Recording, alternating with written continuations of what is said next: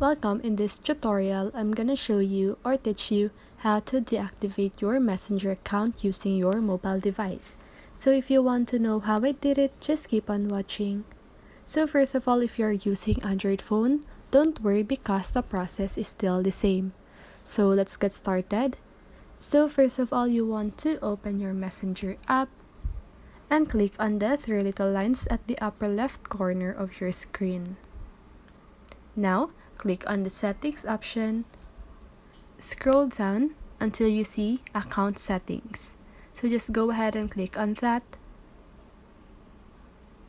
Then let's just wait. Click on personal information and manage account. So here, as you can see, there's this deactivate button. So you just want to click on that.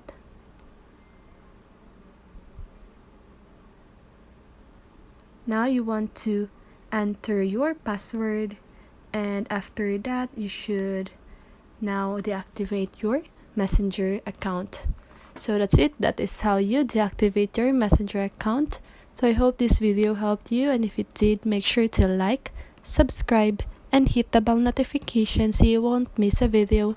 See you on the next one and have a great day.